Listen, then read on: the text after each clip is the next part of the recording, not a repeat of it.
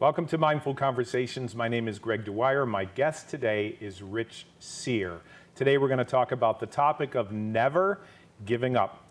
Rich, thank you for being on our broadcast today. Hey, thanks for having me. So you were born with CP. What exactly is CP? Cerebral palsy. So what it is I guess it's a disease that you're born with. It usually happens from a birth defect. So when I was born, and this I'm telling you the year for a reason. It was 1968. So like we don't have the technology we have today. So I was born early, and there was a lack of oxygen to the brain.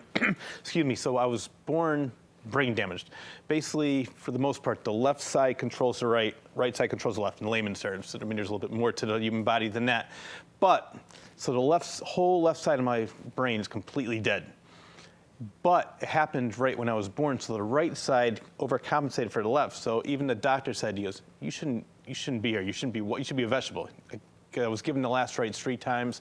They thought I would never walk, I would never talk. And luckily, all it did was affect my right side, but it didn't affect the speech, didn't affect my eyesight. All it did was affect my right arm and my right leg. So it's basically, so I know other people that have cerebral palsy or cerebral palsy, and it's usually from a birth defect. So you're a miracle. Pretty much. So we're talking today about this concept of never giving up. And a lot of times people think, oh, I can't do something. Has that ever crossed your mind that you just can't do something? No. It actually makes me want to do something even more. Whenever somebody says, I don't know if you can handle it, I can do it. Get out of the way. Let me try. And I've always been like that. I've never, ever let something get me down. I just said, the more I struggled with it, the more I wanted to do it, the more I said, no, I'm going to get through this. And I'll give you an example. When I was 10 years old, I loved playing baseball. So I used to throw the ball up in the air, take the glove off, put it back on, catch it, take the glove, So I said, let me join the league. And the best part is about this whole thing, everybody kept telling me, oh, you should put him in a special class, you can get this and that. She goes, nope, I want him to grow up exactly with the regular classes, the regular kids. I don't want to have them put in there with special, the special class. So same thing with baseball. I said, let me try this. So I taught myself to field the ball so quickly that, say I was in the outfield, I played the outfield, so it was the easiest. So I would catch the ball, take the glove off, throw the ball to the infield, put the glove back on. Nobody even knew I was doing it. I was so quick with that. I ended up having the highest average in the league. I was on the all-star team, and most of the teams in that time in that league were chosen by neighborhoods. I was the only person that was actually drafted by another team. They're like, I like his hustle. I like how aggressive he is. Right. I want him on my team. So how did you get this mindset? Was this something your dad taught you? Is this something your mother taught you? Brothers, sisters, relatives? I mean, how did you develop this? Did you read it in books? I mean, how did you come across this way in this mindset? I think it might be all of the above. I can't really think of one thing that stands out, but I mean, I love to read, and my parents have always been very, very supportive of everything. They never said, oh, I don't know if you could do it. They're like, Rich, go for it. I know you could do it. So I've always had their support. And I have 2 brothers, and we used to always, play around. We had my grandfather built the road that we lived on. So we had a lot of woods. We had a railroad that he built around the pond. So, I mean, we were always outside doing things, and I was always very active. And I never, ever let it get in the way of, my brothers would never go off like, oh, don't worry about Rich. Why don't you stay here? You won't be able to handle this. So, I think the support of everybody around me probably was a great help to me. I never felt defeated, never felt deterred, like, oh, I don't know if I could do that. I just said, come on, let's go. So you've never saw yourself as a person that has a handicap or someone that, doesn't have the ability to do something. And when someone tells you, hey, you probably can't do that, you're thinking to yourself, I can do that and I will do that. What are some other examples of things that you've done? I know you've done stand-up comedy. Yeah. I know you just wrote a book. You were just in Barnes & Noble here locally. Yes. And you had, the biggest crowd ever? They said it was the biggest local author book signing they've ever had. I sold 20 books. The only reason I didn't sell more is because I ran out. I sold out of the books. Yeah. I could have sold more, and they said that they had Howard Stern's producer there. Wow. And they said I had more people at my book signing than his. So how did that happen? Did you reach out on social media?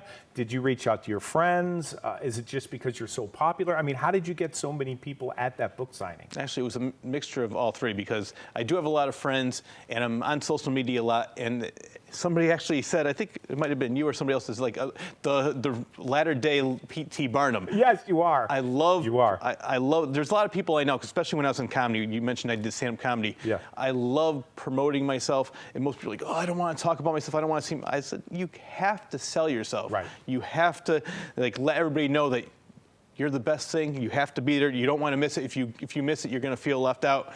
And I'm very good at promoting myself, and I think that was one of the big reasons that I had so many people there because one, I do have a lot of friends, and also I'm always on social media, and people are are great sharing my posts and letting other people know that. So I've had a lot of people that I didn't even know there. Oh, let me give you an example. At that book signing, I had people from middle school, elementary school, the band days, some comedians or something. I had like almost every faction of my life at that book signing. Wow, that's great. What's the name of the book? It's called Confessions of a Frenetic Mind. And what is this book about? Is it a book of horror stories? Is it true stories? Is it about the supernatural? What's it about, and how did you get inspired to do it, most of all? Well, I've always loved writing short stories, and the book is filled with 5 short stories. They're all fictional stories, and they're all different. One is about the supernatural, and I was inspired to write this because when I was doing stand-up comedy, I had a person who said, Rich, I work for this place called Abilities Beyond. I think you would be a huge inspiration to my students. Why don't you come and talk to my students? Mm-hmm. His name is Paul Starry-Bratt. I think you know him now. Yeah, I do know him. Yeah, so he saw me, and I went down to his Abilities Beyond, and I was talking to his students, and I said, what would you like to do? And she said, I'd like to be a writer. I said, well, what's stopping you? And she goes, you're right. And so I started talking to her. I said, you know what, when I was little, I used to love writing because I was severely shy. I don't know what happened. Wait a minute, stop. You were severely shy? Severely shy. Okay, so when did you get over being shy? And I mean, how did that happen? Right. What's the story behind that? I have no idea why, because, and I'll tell you, because usually sometimes people say, oh, were you picked on in school? And I can give you an example. When I was in 4th grade, when kids are probably at their meanest, I was going for an operation on my leg. Okay. And all the kids in school were like, what's going on? I'm going to the hospital. For what? My leg. They're like, what's wrong with your leg? I said, cerebral palsy. Oh, I forgot about that. So they forgot. They didn't even back know. then, they're like, it's just like, after a while, they said, I don't even see it. So these are kids in 4th grade.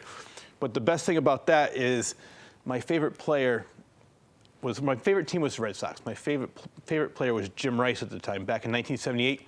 So my teacher knew somebody who knew somebody who knew somebody that knew the Red Sox. So when I came back from the hospital, I see all the 4th grade classes, and I see a newspaper report. I said, what is going on? And Jim Rice gave me an autographed ball, an autographed picture, and it said, get well soon. So the article is my favorite article of all time. It says, a special gift for a special boy. So what would you say to someone that's watching this and, maybe things aren't going well for them? Maybe financially things aren't going well. Maybe their career isn't going well. Maybe relationships. Maybe they're having trouble with their wife or husband, or they feel depressed. I mean, what would you say to somebody that's focusing on all of that negativity? What would you tell them to focus on?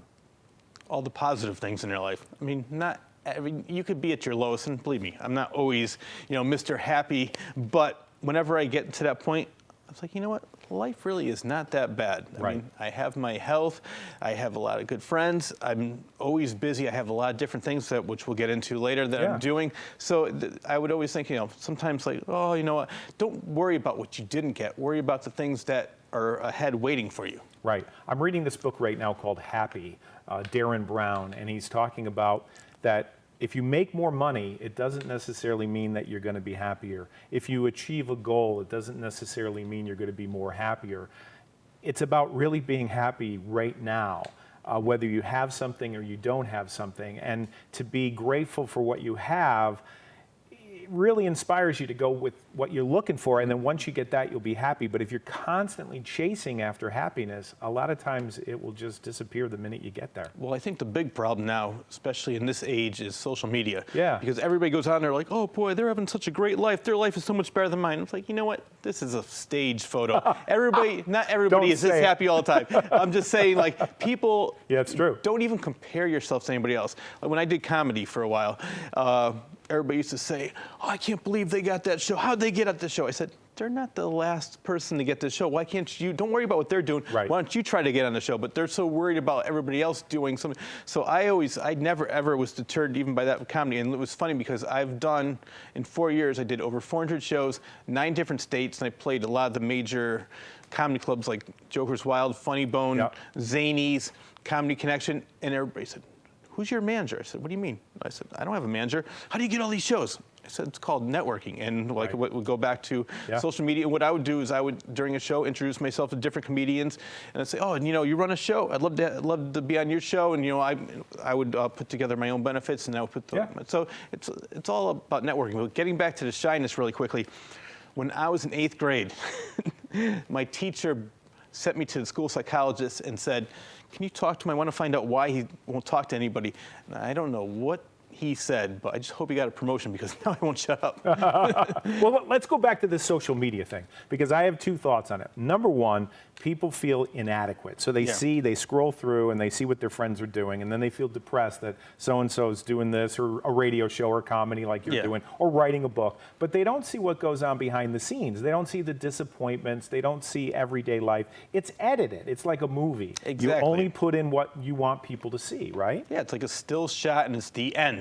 You Right. didn't see the beginning. It's sort of like was it Behind the Music? Remember that TV Yes, show? I do. Yeah, exactly. You don't. And a lot of these guys crashed and burned. Exactly. You know? So, and then always at the end, they had them on their way, on the rise up again. So that's all you're seeing is that final shot where everybody's successful, happy, But and I never ever, even if some of those shots are true, Right. who cares? Like, just worry about your own life, worry about your own happiness. You don't have to compare yourself to anybody else. Right, and I find too that it's somewhat of an addiction. I don't wake up in the morning and look at Facebook. I refuse to do it. I used to spend hours on Facebook looking at feeds, and I thought to myself, this is wasted time. I could be reading, I could be networking, I could be doing something productive. So when I get up in the morning, I put the computer away and I look at it in the afternoon or, look at the emails. So what's the next step for you? Well, let's see. So right now, I've stopped doing comedy for a while, but I keep getting asked to do more shows. So I took a little break, but now I'm getting that itch again. So maybe I might get back into it. But I think what's starting to maybe get the itch is because I started doing motivational speeches. Yes. I started going around to libraries, schools, and I started talking about my life and telling them, I think overcoming objections and never letting that get in the way of fulfilling your dream. Right. That's basically, and never give up. Is basically we the did short one. version. We did one in Meriden together. Yeah. That was for about 50 kids. I think they were high achievement kids. Yeah, that went very well. It went really well. So I think you spoke for about 20 minutes, and then I know you did a library presentation with me. I think that was in Bethlehem. It was. And then we have one coming up in Farmington in July. And then you just talk about never giving up, which I think is a message that most people need to hear. Yeah, and the people I spoke with after the thing was over, the motivational speech was over, they said, thank you very much. That meant a lot to me. I'll remember this. And I think that sometimes you don't even realize, like for me, I'm just living my life, and I don't realize who I'm affecting and how I'm affecting them. So a lot of times people come up to me and it's like, you know what, you really inspire me. I really do appreciate that. I'll give you an example about that. When I was doing comedy, I just said, I have cerebral palsy, and there was a kid in a wheelchair. He said, finally. That's great. And so he was a comedian, or he is a comedian. Right. So afterwards, I became friends with him on Facebook, and then maybe about 2 months later, I received a text. He goes, Rich, can I call you? I said, yeah. So he called me up. He goes, I just want to say thank you very much. I said, for what? He goes, ever since I met you, I've been doing comedy all over. I became much more motivated. I did a couple different states. I really want to thank you because after seeing you, it made me realize that I can do it too. Yeah. And so I'm just not even thinking about that. I just living my life, having fun. But then I've been inspiring people in a positive way. Well, you have a very positive attitude, and you're very friendly. You work in the public. Yeah. People like you, and you can meet people that the glass is half full. No matter what's going well, they're always focused on what not is going well or what isn't going well, Yeah. I should say. But you're the kind of guy that focuses on what's going well, and you're always looking for opportunities to promote and to help people. Oh, yeah, exactly. And whenever something, I never think of anything as a failure either. And Yes. what I mean was, say I tried one thing and I fell flat on my face, I'll get up and try it again. But say most of the time, or maybe even all the time, the time I fell flat on my face, that opened up a door to something else I never even knew existed. Right. And so, like, Exactly. doing the comedy introduced me to the motivational speeches, which introduced me to, the writing. I mean, all of it just like bam, bam, bam, fell in a row. And then another example is I also do a radio show, Right. which is it's called Nutmeg Junction, and it's paying homage to the old radio serials like Flash Gordon.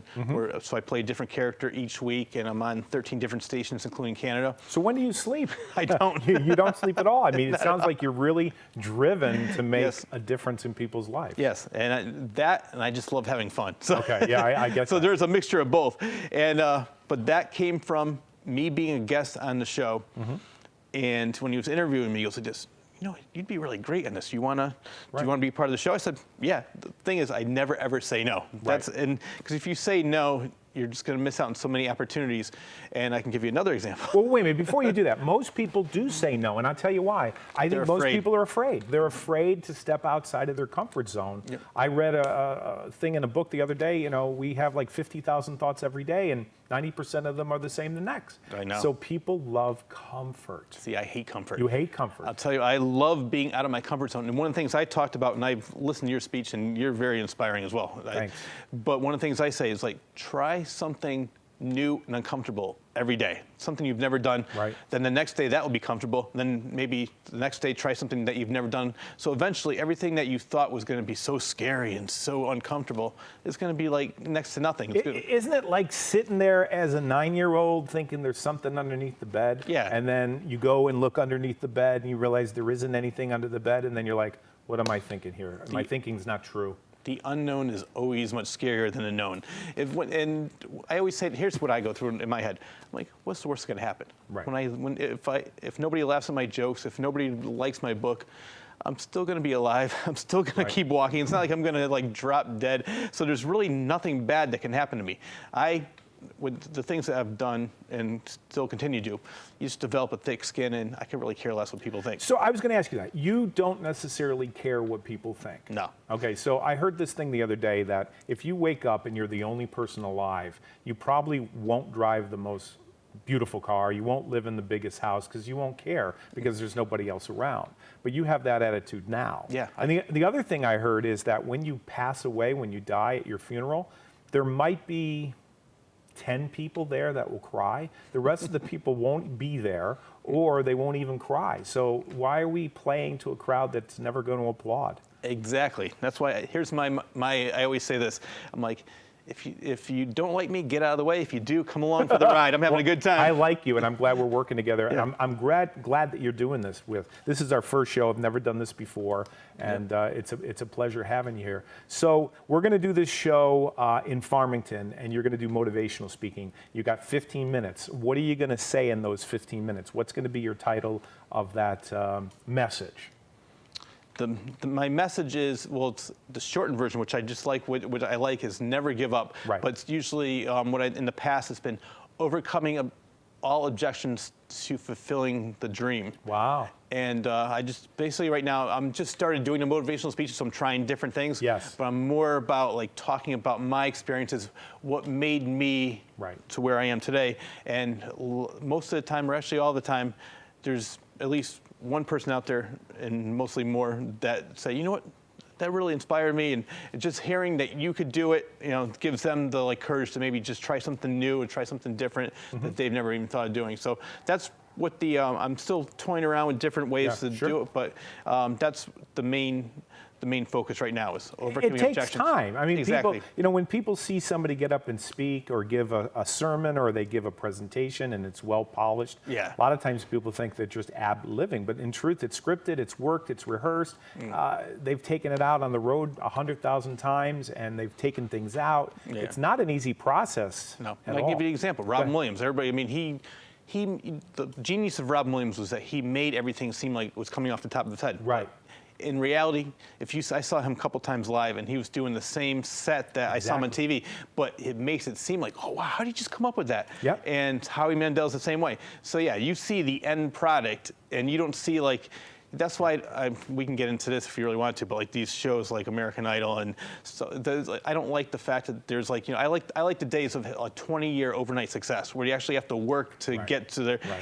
Now it's just like, all right, let me do a karaoke show and I'm going to be a superstar. And I wonder how much of that is fixed. I wonder how much of that is not reality, because a lot of these reality shows are not real at all. Well, I can tell you an example. One of my friends, who's a comedian, was on America's Got Talent, and they had a clip of him, and I said, that's not true. They went over his house. I said, that's not even his house. So that. Are you kidding? No, I'm not kidding. Yeah. That was real, and I said, this is a joke. Right.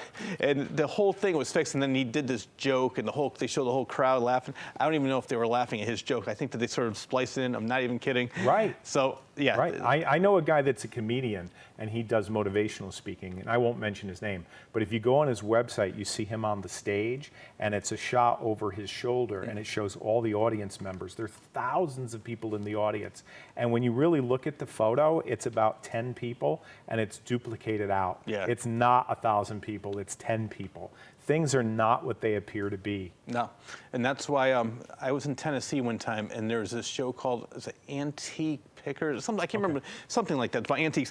And he said he was supposed to be on that show, but what they told him was that we're going to give you about 4 or 5 antiques, and people are going to come. And he goes, I don't want to do that. Right. He goes, well, if you don't do that, you're not going to be in the show. Well, I don't want to be on your show then. So they were basically telling him what he was going to be giving away on the show, and he says, that's not even my merchandise. Right. So yeah, example after example of like reality TV is anything but reality. Yeah, and that's one of the reasons why I don't even own a television set. I haven't had a TV in my house for over a decade. It's probably more than that. It's probably 2 decades. Yeah.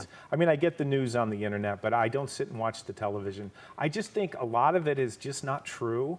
I mean, we could talk about politics, but we don't have that much time, maybe on the next episode. Oh, yeah. But I mean, what you see and what you think is real is not real.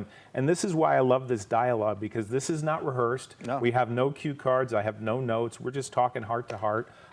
So the last 3 or 4, 5 minutes that we have left, I just want to ask you this question. Yes. How do you want to be remembered as far as like leaving behind a legacy for your family? I know you're getting married soon. Yes. And your parents and your relatives and just the community. How do you want to be remembered?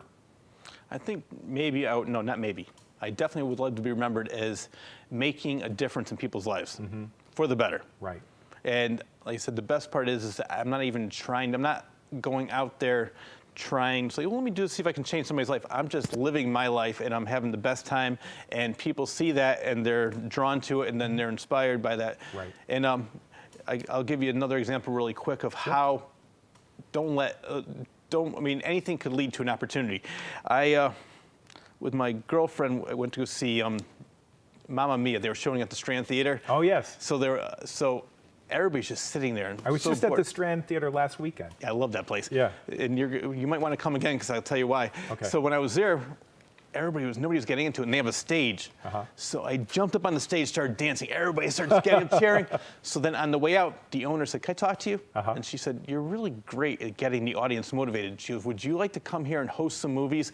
And I said, yeah. So I hosted Beetlejuice, The Grinch, and The Blues Brothers so far. And then they were already talking to me about hosting A Hard Day's Night and some other movies. Wow. So just me having fun, that led to another job opportunity. Wow. Well, the other thing is I'm thinking of that movie. What was it called? Yes Man? Remember that movie? Oh, yeah, Jim Carrey. And that sounds like you. Like if an opportunity comes your way, you're just going to say yes to it. So how do people get a hold of you on Facebook? It's Rich Cyr, C-Y-R. Okay. And you have a big following? I do. I have about 4,000 friends. Oh, wow. Are you going to be doing another book signing soon at Barnes & Noble? You have anything coming up with that? Are you going to write another book? I'm in the process of writing some new stories. Okay. And it might even turn into a novel. So the other 5 were short stories and 2 novellas. But I did do another book signing. I was a featured speaker at the Author and Book Expo at the Torrington Library. And it was not too long after the Barnes & Noble, so I was kind of wondering how it was going to go. But all I know is that I sold 9 books, 2 T-shirts, and one mug of my book. And then the other authors were like, well, I sold one. So even there, I think I sold probably more, but that's only because I was out there. I did 2 radio shows, a podcast, and I think I was also on your other TV show. Yeah, you've been on a couple podcasts. You've been on the TV show in Torrington. And promoting it. And you're a guy that does not let the grass grow under your feet. No. So I just want to thank you for being my first guest on Mindful Conversations. I'm honored. Never give up. We're here with Rich Sear, and we'll have to have you back. So we'll see you next time. That was wonderful. That was good.